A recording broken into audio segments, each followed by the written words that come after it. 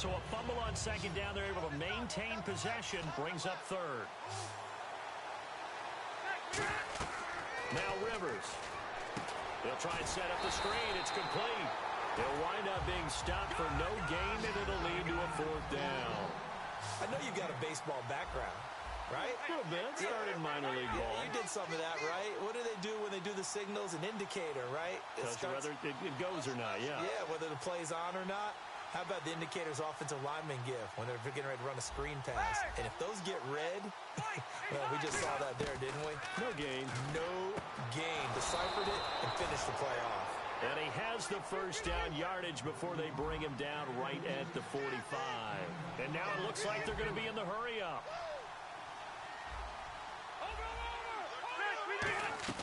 Rivers now, the throw on first down. Over the middle here to Brown. And he's going to get this inside the 30. 18 yards on the pickup there.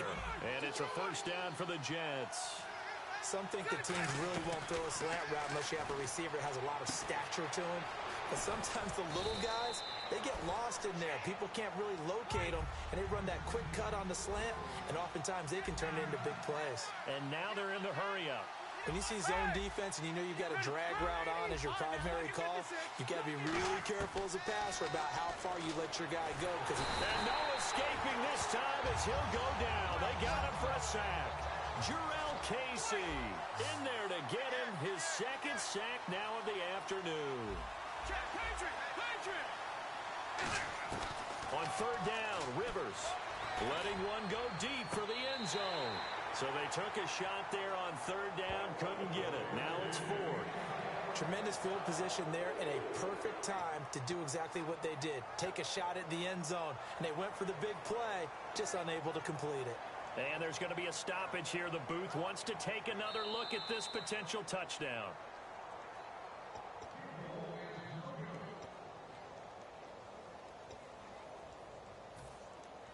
It took them an extra look, but they found out it is a touchdown indeed. The official says this one counts.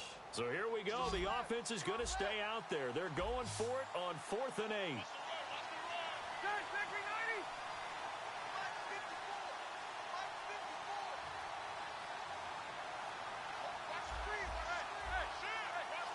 Halfback sent in motion.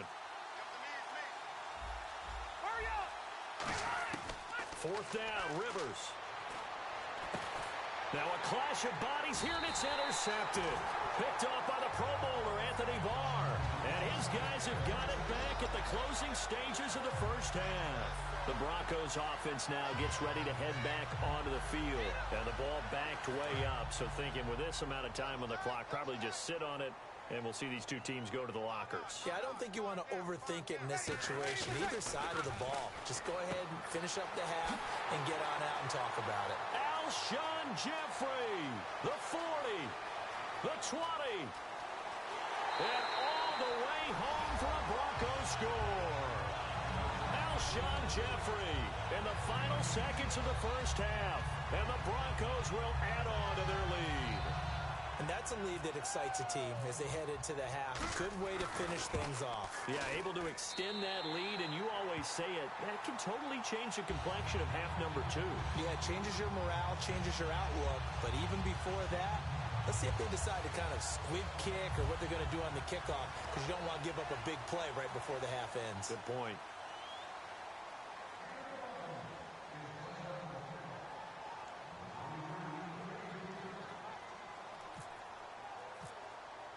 Now after the touchdown, it's Sturgis to send it away. Very short kick. This will be taken by one of the up men. And solid field position here to start as they get it out to the 40-yard line. So we reach halftime in what's been a fairly one-sided game so far. As we send you on to Orlando, we hook back up with Larry Ridley. He's got our EA Sports halftime report.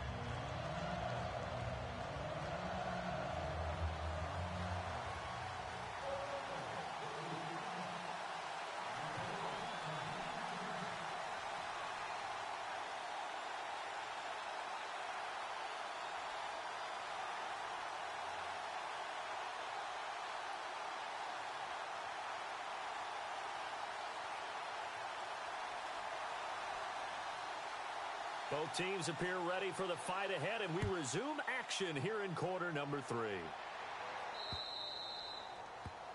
And the kickoff sails out of bounds, and that's going to be a penalty. You can see the looks on the faces of the rest of the team. You have one job to do. Just kick the ball and play. Well, that's exactly right, Charles. The kicker, and this is just inexcusable. Absolutely inexcusable. Everyone out there slugging it out for the entire game. Execute your job. On 1st and 10, Rivers. Nowhere to escape, and he goes down. Ray Malaluga. He's the one that got to him. He takes him down for a loss of 9.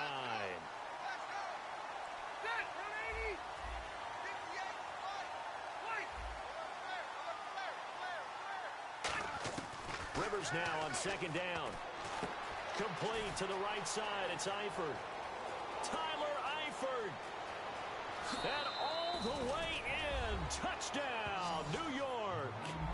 Tyler Eifert, 68 yards. And the Jets are able to close the gap just a bit. I know guys who design defenses, they try to prepare for everything. But you ignore the guy who plays tight end at your own peril. Yeah, and he's like having another wide receiver out there sometimes, right? Exactly right, because they're such a matchup nightmare, and they're hybrid guys. Are they receivers? Are they big guys that block? How about the one we just saw there? Catch it and go. Run after catch all the way into the end zone. Gano now following the touchdown here to kick it away. This is fielded a couple yards deep.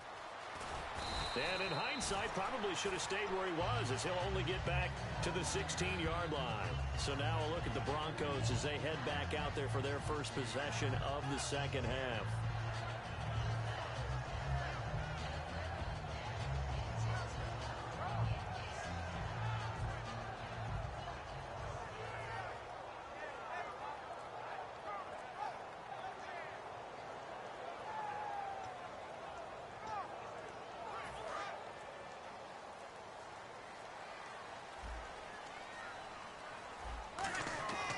They'll start on the ground. This is Gordon on 1st down. And he is met at the line of scrimmage, and he goes down right there. Couple of Jets there in on the stop. Not a big run on the first play of the drive, but that doesn't necessarily mean it was a bad play. Sometimes you're just trying to settle in, get your guys a little bit of contact, and get things moving. One man in the backfield is Gordon. Now they'll run it on the toss. And he'll lose yardage here, back to the 15. It's a loss of 2, now 3rd down.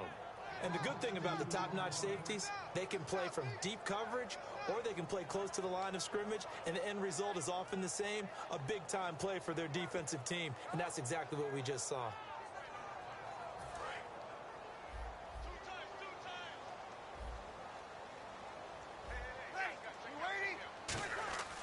Now Breeze on 3rd down. And he dropped it. Now it was tipped, altered the ball a little bit, but he dropped it, and now 4th down. And now a whistle and a timeout called by the kicking team. It's just their first, so 2 remaining as they burn one here in this 3rd quarter. Here's Donnie Jones now. And the way this offense has moved the ball, he hasn't been needed till here in the 3rd.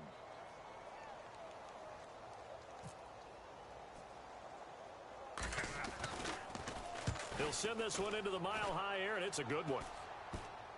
And not his best effort there, as this one's going to be spotted down just outside of the 40-yard line. The Jets offensive unit ready to get going here. And they're hoping to capture some of that magic they had last time out when they were able to put together a scoring drive. But they're still down here, Charles. Not the major concern, though, because of what you talked about. They scored the last time out. They feel good about themselves. They feel like their game plan is now in effect. They know how to attack and what plays they want to put together. But they've got to keep it moving in the right direction because, as you did note, they are down on the scoreboard.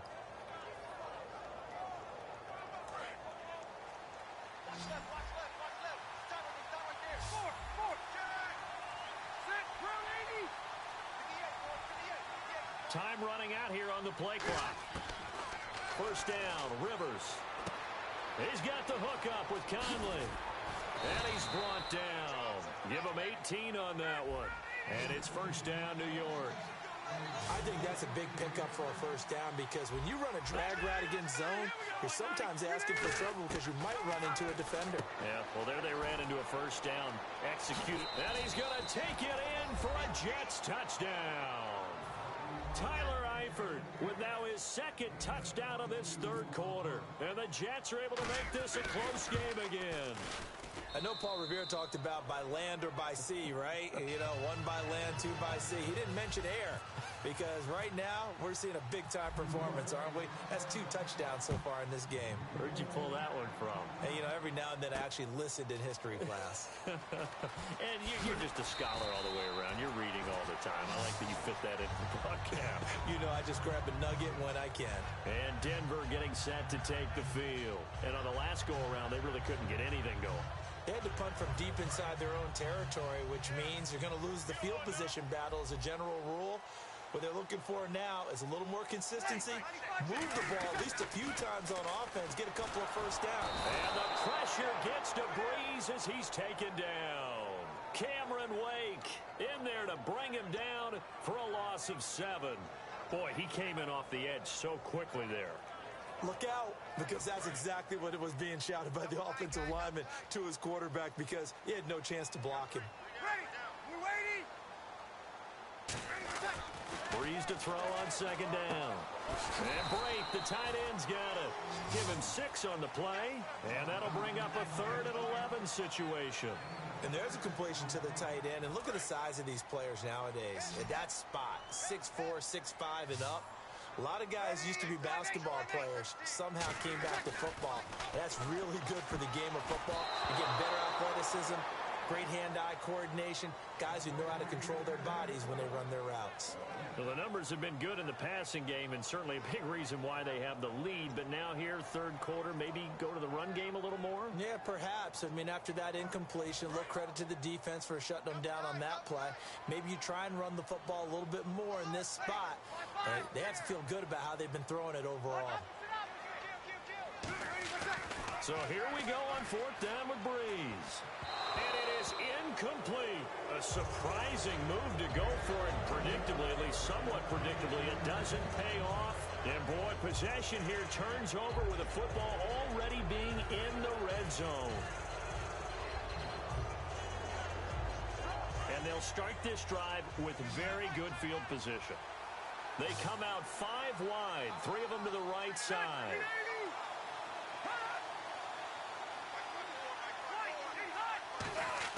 Rivers on 1st down. And he takes a shot on the release as this will be incomplete. How many times when we see an incomplete pass, we just look at the receiver and say, should have caught that one. That was a drop, and we just put it on the offense. How about a little credit for the defense there? They just forced an incompletion. Yeah, especially after starting in a tough spot defensively, but a good start there on 1st down. That gave them a little extra confidence there, starting, as you said, in a tough spot and being able to make a play on 1st down. 10 yards still left on 2nd down. And the play clock's running down. They'll hand it off now. Johnson. And able to break 1 tackle, but then quickly brought down. Give him 4 on the ground there. They're now left with 3rd and 6. On any running play that's called, they're always hoping that it's going to break big and go the distance. But when you get a nice gain like that, you're able to do so many things anyway. Ground, or you can decide to throw the ball now because you're back on its heels. They'll run it now out of the gun. And he'll get this one down to about the 10-yard line. 3 yards won't be enough here as that'll bring up 4th